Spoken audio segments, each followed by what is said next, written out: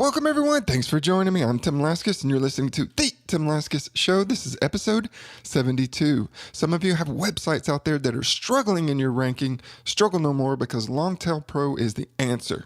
They provide an easy way to find the best keywords to rank at the top of Google. They have a step-by-step system to discover thousands of profitable and targeted keywords.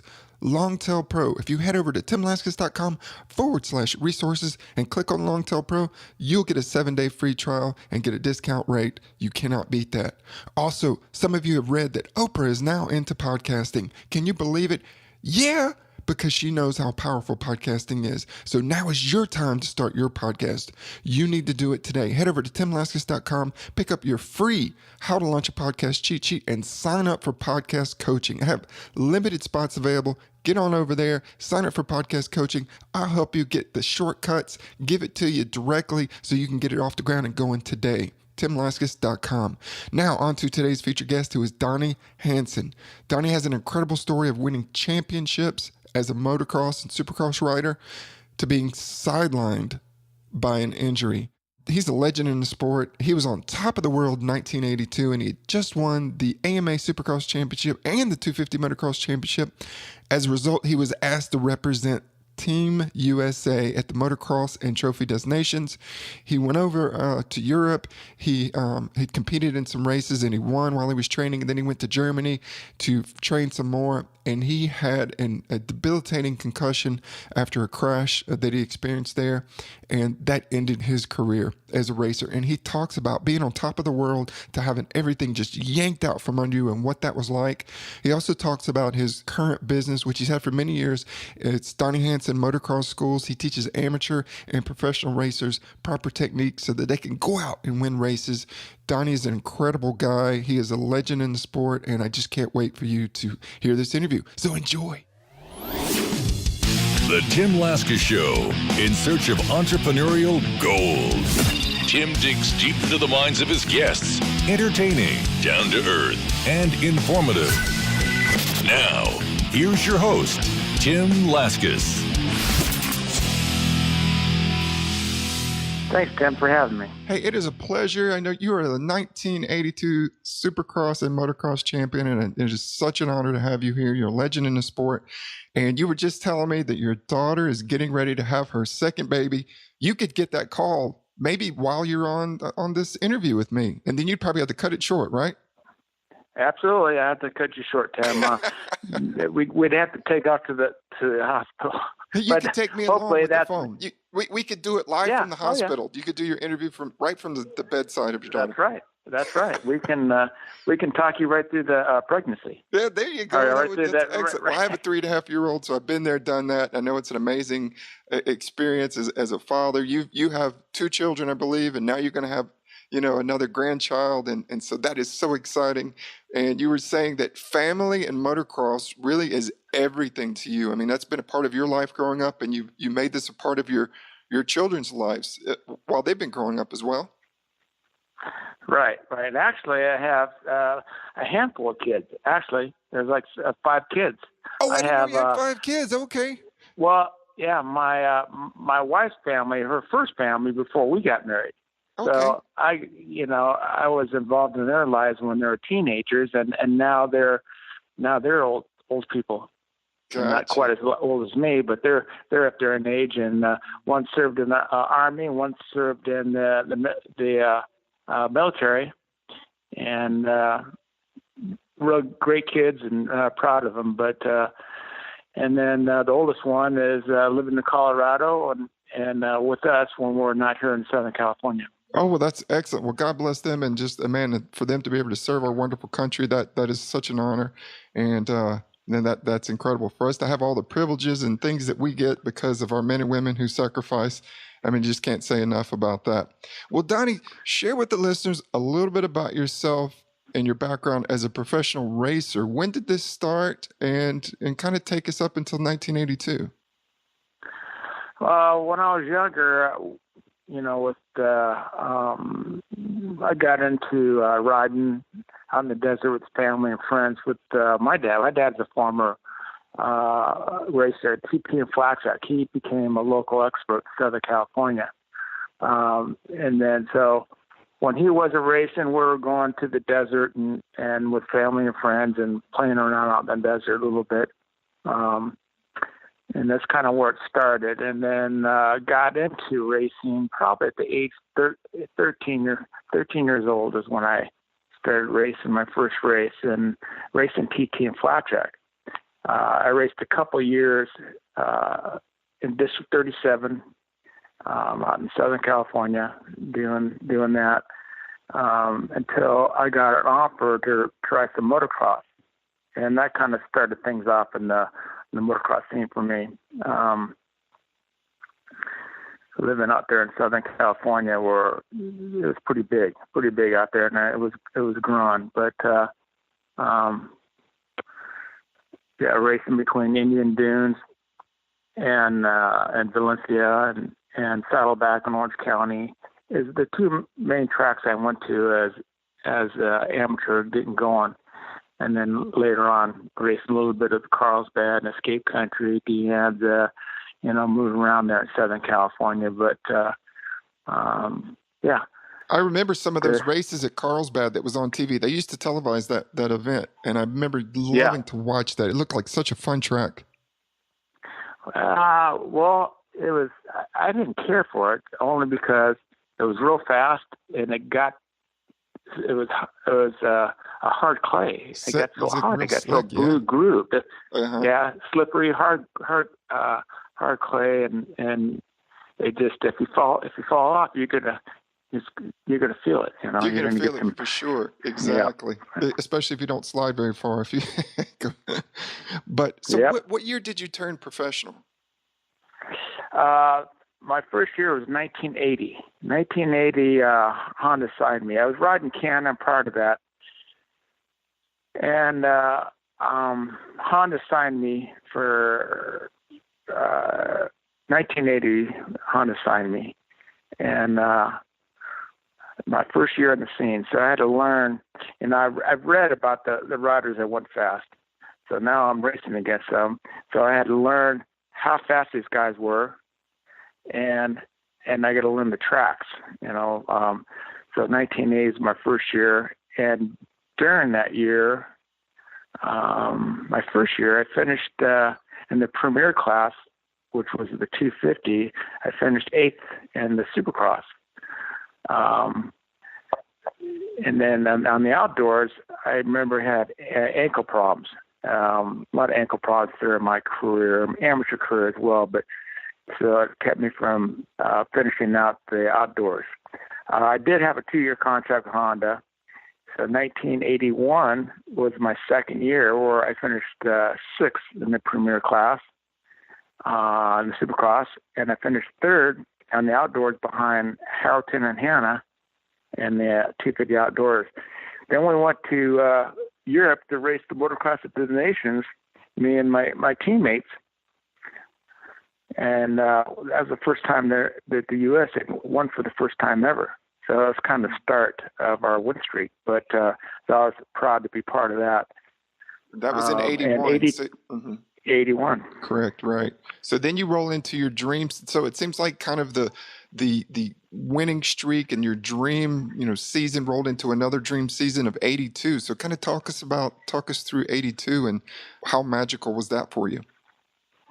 Well, I bought my first house in Canyon Country, and then Johnny O'Meara and I had met up at sometime prior to that, and we agreed that he was living in Van Nuys with his parents, still at his parents' house, and he was gonna move in with me and rent a room and live together. He had signed a year after I signed with American Honda.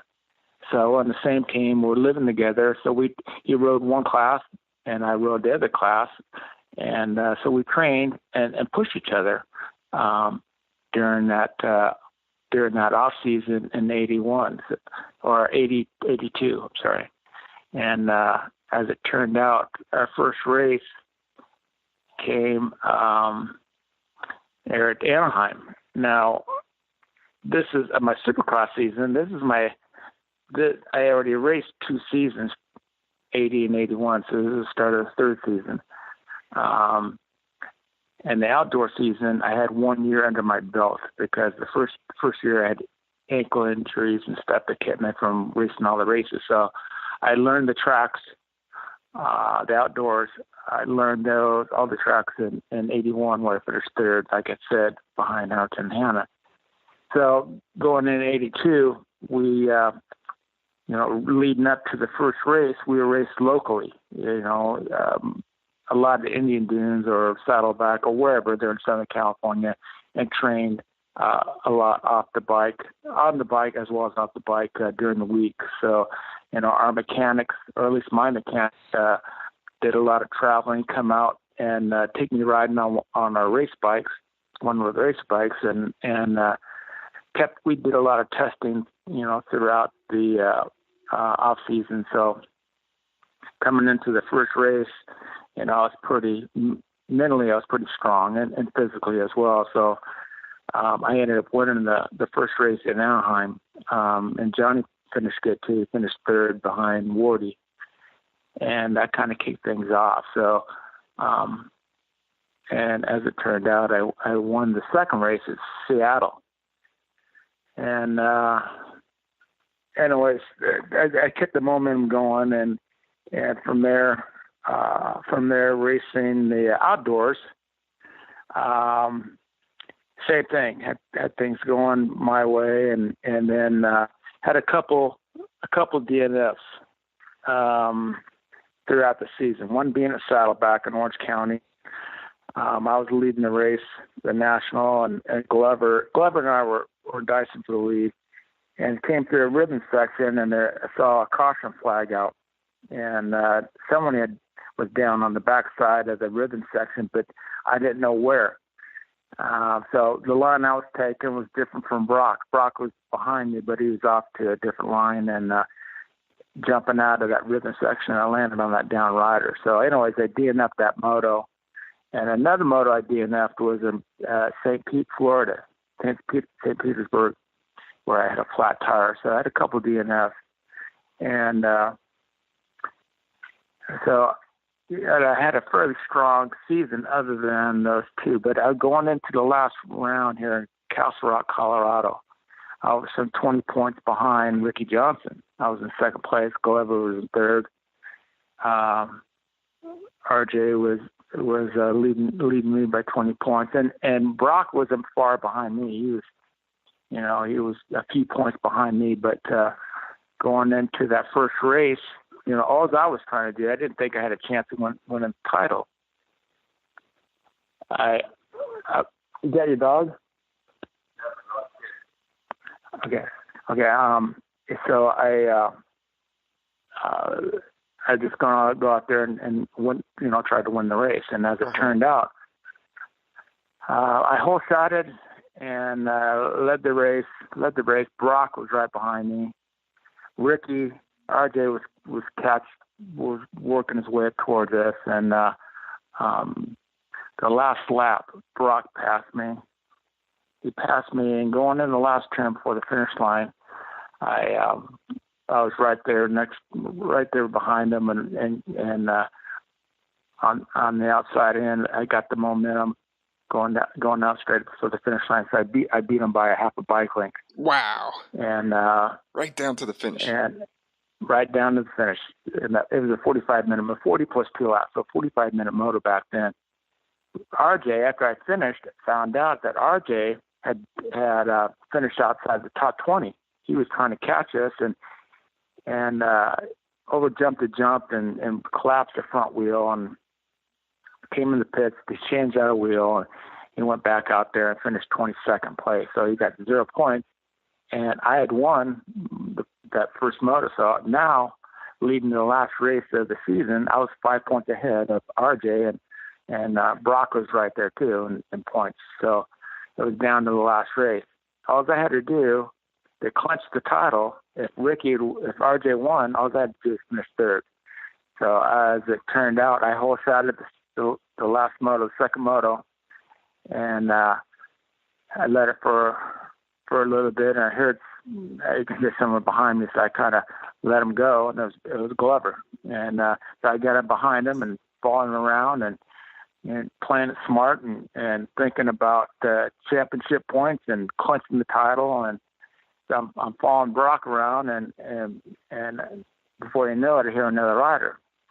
So I kind of, again, pull over to the side, and Ricky pulls over next to me. We look at each other. He shakes his head like in disbelief, But anyways, he got going. He was behind Brock, and I got behind Ricky, and that's how it finished.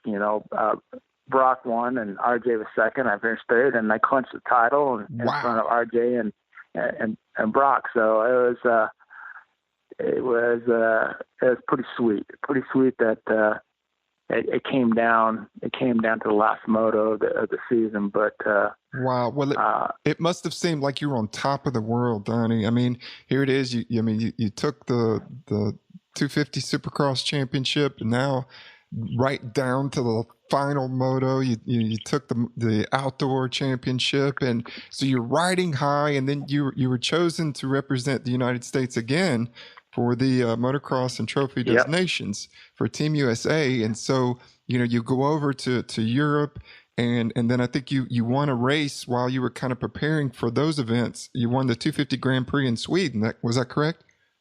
Yes, the last 250 World Championship over there in Vimmerby, Sweden. That was a great experience. But yes, I won both motors there. Convincingly, I won and beat you're the pretty world much on champions. top of the world. I'm assuming, after having the Supercross, you won the outdoors, and now you won this 250 Grand Prix, and you're preparing to represent the United States in the motocross and trophy designations, and then you were in Germany practicing, and that's where things really turned. Can you kind of walk us through what happened that day, and what was that like? Well, we was at Rolf Ditzenbach's practice track there in Germany, like you said, and I got out there on the track and was doing some laps out there, and I believe I was the first one out there amongst my teammates. After a bit, Danny Chandler came out there, and about that time I started slowing down a little bit and just kind of, for whatever reason. Well, there was this, I don't know what it was, a kind of a big jump. Whether it was a double jump or triple jump, I don't remember exactly, but I was going slower.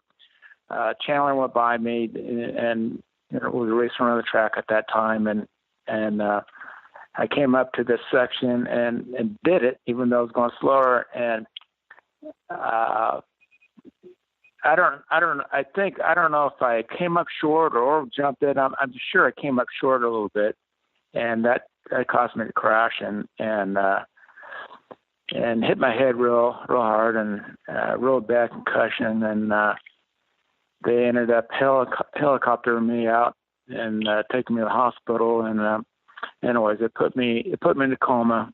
And for a while, and that's when they flew in David Bailey to take my place in the motocross designations. And but I spent a couple weeks over there in the hospital over there in Germany before they let me fly back home to be in the hospital there in Southern California, for another 2 weeks.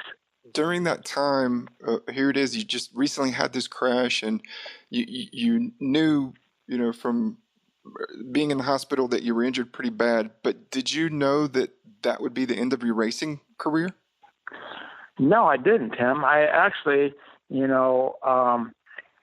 I had to learn to walk and talk again, speech therapy, and had to learn how to walk again, but things came back to me, and I was determined to come back to racing. I had 2 number 1 plates in the States here, and I was going to come back and get behind those number 1 plates and race, whenever it was, I was going to get back out there. But so I went out to a local track for the first time. I started training. I got to where I was walking again. I started running and like I used to, and not as good, but I did everything that I used to do, and then I went to our local track, Indians, where I went to start, practice for the first time. So it took a while to get things going, and things were not the same. The balance wasn't there, the timing wasn't there, the depth perception, everything that I needed and competing in motocross and supercross wasn't there. But I was trying to make it happen, and it wasn't until 1983, the following year, I believe it was the last supercross race, and I went out there to race. I rode the first practice session, and I know what had to be done to get the job done, but things weren't working out. The second practice session, same thing. Just things weren't working out. And after that is when I said, you know what, this ain't working out. I'm done. I'm done competing. It was something that I've missed, but it wasn't the end of the world. I accomplished a lot in a short period of time, so it wasn't that hard for me to walk away. I think that things. If I would have came up short in my championships, that would have made things a lot harder, knowing that you had some I could have done business, it. But right? Yeah, I got some unfinished business, exactly. But you went out on top. You had this magical season that most people would just dream about, and you had it. Right, right. So I was pretty fortunate that way. Right. Wow. And then let's kind of move forward a little bit. How long after that did you start your motocross schools? Because that's what you're doing today, and you're really doing well. You're well known for your motocross technique schools. And when did this start after the injury? 84, the following year. March of 84 is when we started the motocross schools, and they're in Southern California, and it just built from there, where I started traveling around the country, and from around the country to around the world, putting schools on. So yes, it's been some whatever it is, 34 years or so of teaching, and worked with some of the greats of today, as well as a lot of good amateurs. Yeah, for sure. But, now, not only did the motocross school bring in finances, but did it also lift your spirit? That it gave you kind of a sense of purpose and a direction, and did it kind of help you feel complete again? Absolutely, it did. When I help these riders and they go, you can see the difference in their riding. They go away with a smile on their face, and they get educated. That's exactly right. It makes you feel good, and I'm real fortunate I could stay in the industry that I started off in. So being part of it, even to this day, is big for me. Yeah, for sure. And so that, transitioned into an entrepreneur, and, and I'm sure running, your own business kind of has its own kind of, obstacles and struggles at times. Was there any piece of advice or something that people had shared with you along the way that kind of helped you to, really take your business and make something of it and last for 34 years? Well, learn as much as you can about the business that you want to start, and listen to advice from people who have been there. I got a lot of friends throughout the industry, and one of them being Eddie Cole, the owner of Matrix. He, as amateurs, we raced together, and then at some point he broke off to racing and started Answer Products, him and his partner, and got that going real strong before he sold Answer Products and started 661. another brand and company, which, built up real big and was able to, sell that and start up his third business, which is Matrix, that he runs today, him and his boys. And he's been real successful, and he's a good friend. He's a real good person, a real good friend that I've learned quite a bit from. But taking advice from people that like Eddie, taking the advice and kind of building off of that. But I think that's a lot. Mm-hmm. I'm sorry. Go ahead. Yeah, it's still a lot to be learned, but for me, but for some people out there, when they're starting businesses, they kind of, even for me at times, I struggle asking for advice, asking for help, because it's I don't know, it's just kind of, for some people it's innate to this difficulty to ask, can you help me, can you give me some direction? Was that ever hard for you, or was it pretty easy for you to reach out and say, hey, can you assist me? No, I don't know. I don't know how to answer that. I don't know. It's just how things were at the time, and being hooked up with somebody at the time, and how, I don't know, it's kind of sporadic throughout the time, how things developed, and right. how I learned different things throughout the time. And mm-hmm. I wasn't like I would, if I wasn't sure about something, I wouldn't call anyone. I would try to learn on my own, and kind of listen to other people and watch other people and kind of take things in myself. But well, that's good. And at least you had some people around you who, you could watch. And if you felt like asking, you could ask. And that's always important to, in that. And I think, maybe we don't ask, but if we have someone that's close that we can watch, that's also just as helpful.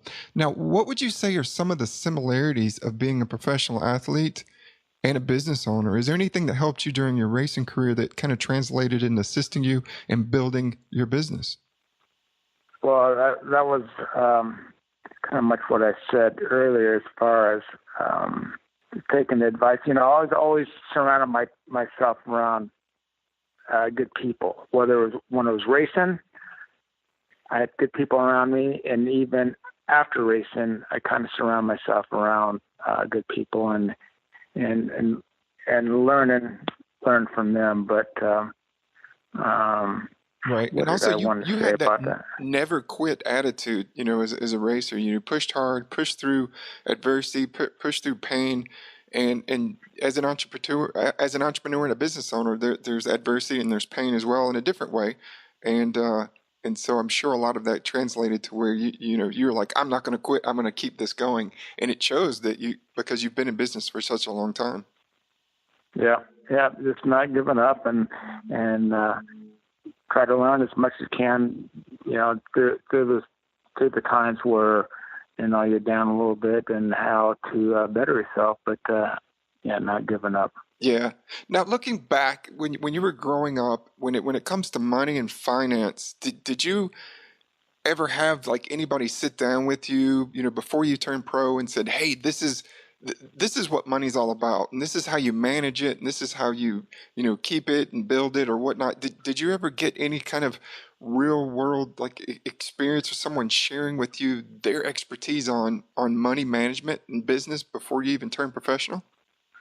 No, not at all. No, I just I learned from my dad. My dad never had no money, and my parents were divorced when my brother and I were young, but I learned myself that you had to be smart with your money and be conservative.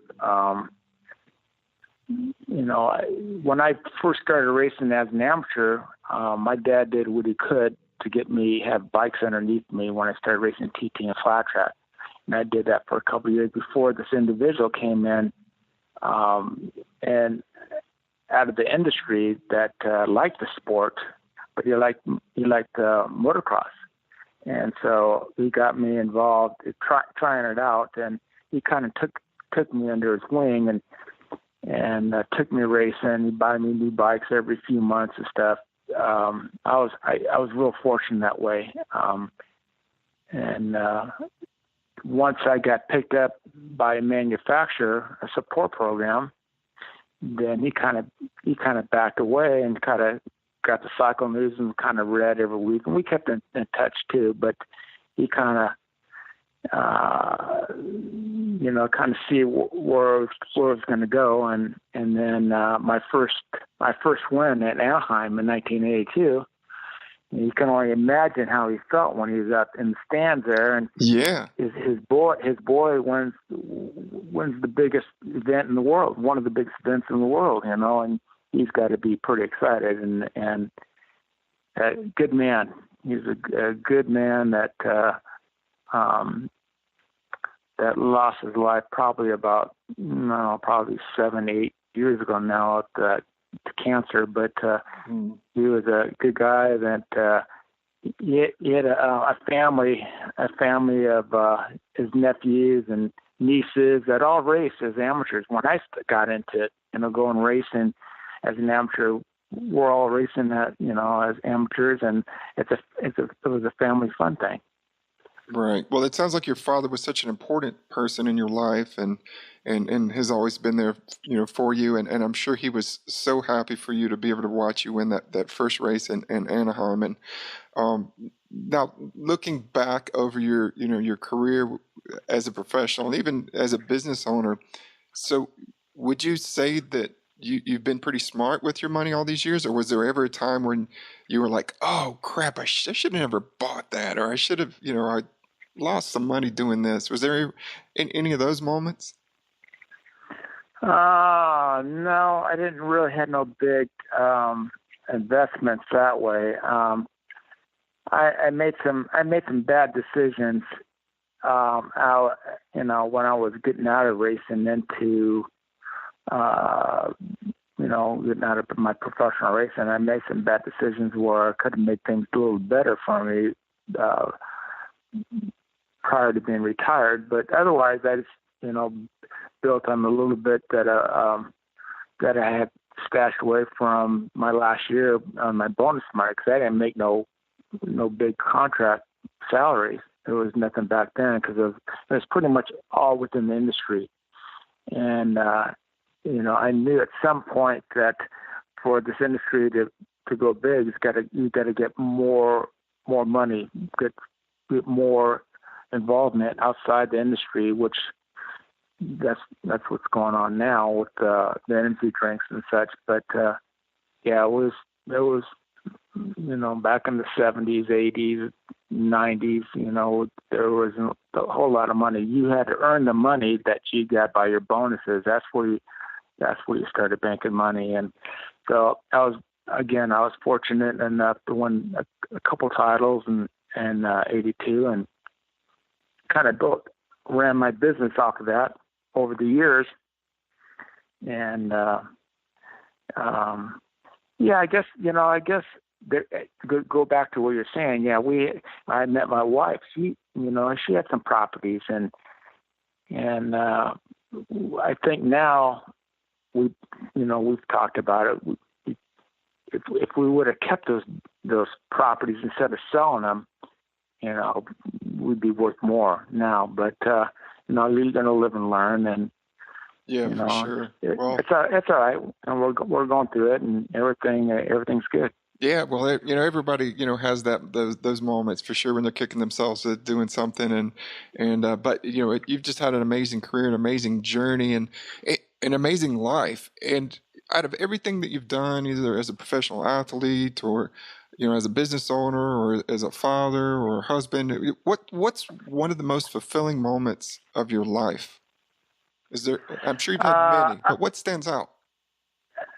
Other than having my kids, to win the Motocross of the Nations, the Nationals, the Supercross Championship before I was forced to retire. Those that's what stands out. That's the biggest. Yeah, for sure.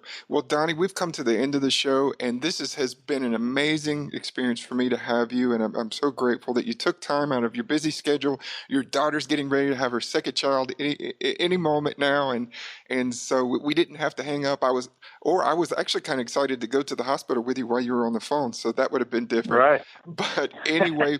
Before we go, Donnie, tell people where they can find you online, your motocross school, your website, and a couple of upcoming events that you have. Okay. Well, the website, DonnieHansen.com. Instagram, Holeshot Hanson. Facebook is Donnie Hansen. Twitter is @HoleshotHanson.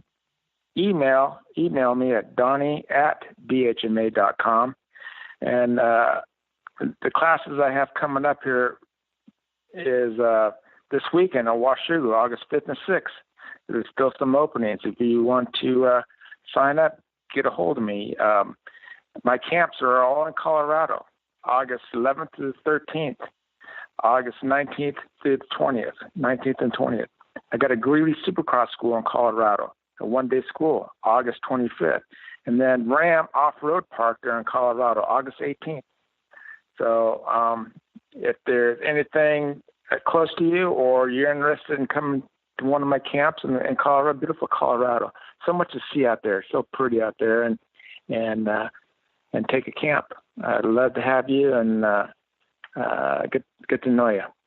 Absolutely. Ladies and gentlemen, Donnie Hansen, the legend, the champion, thank you very much. I appreciate it, and best of luck with your new grandchild.